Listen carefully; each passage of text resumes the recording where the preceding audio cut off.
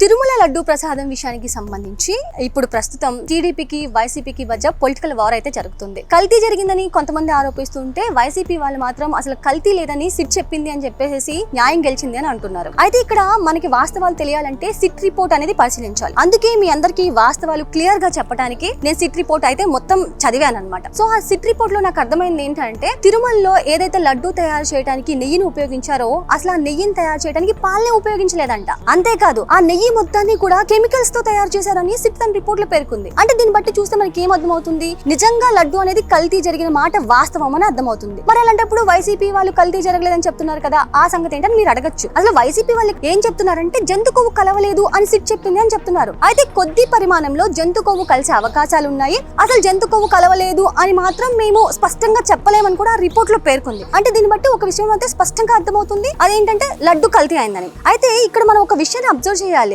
జంతు కొవ్వు లేదు అనే పాయింట్ వేరు, అలాగే కల్తీ నెయ్యి అనే పాయింట్ రెండు వేరు వేరు. కానీ వైసీపీ ఏం చేస్తుందంటే ఈ కల్తీ నెయ్యి అనే విషయాన్ని ప్రజల నుంచి మభ్య పెట్టడానికి జంతు కొవ్వు కలవలేదు అనే ఒక విషయాన్ని బాగా బలంగా ప్రజల్లోకి తీసుకెళ్తుంది. ఒకవేళ నిజంగానే లడ్డు కల్తీ జరగకపోతే సిట్ తన రిపోర్ట్ లో 36 మందిని ఎందుకు నిందితులుగా పేర్కొంటుంది. ఆ 36 మందిలో కూడా మీరు ఒకవేళ చూస్తే ఎవరైతే వైఎస్ జగన్మోహన్ రెడ్డి బాబాయ్ ఉన్నాడో వైవి సుబ్బారెడ్డి, అతని పిఏ అప్పన్ను కూడా ఉన్నాడు. అండ్ ఇంకొక ఘోరమైన విషయం ఏంటంటే ఏవైతే కెమికల్స్ వాడి చేసిన నెయ్యి ఉందో ఆ నెయ్యిని ఉపయోగించి 20 కోట్ల లడ్డూలని తయారు చేసి ప్రజలకి అంటే భక్తులకి ఇచ్చారు. అంటే ఇదంతా ఎంత ఘోరమైన విషయం. ఎవరైనా సరే తప్పు చేస్తే అయ్యో దేవుడి విషయంలో చేశామని చెప్పి ప్రాయశ్చిత్త పడతారు, పశ్చాత్తాపం చెందుతారు. కానీ వైసీపీ వాళ్ళలో ఇది ఎక్కడ కూడా కనిపించట్లేదు. ఒక విషయంలో అంటే కల్తీ చేశామన్న విషయమే వాళ్ళ పశ్చాత్తాపడినట్టు మనకు తెలియట్లేదు. ఏ కాడికి మనం కల్తీ జరగలేదని ప్రూవ్ చేసుకోవాలి, జనాల్లోకి తీసుకెళ్ళాలి, ఇది ఒక్కటే కనిపిస్తుంది.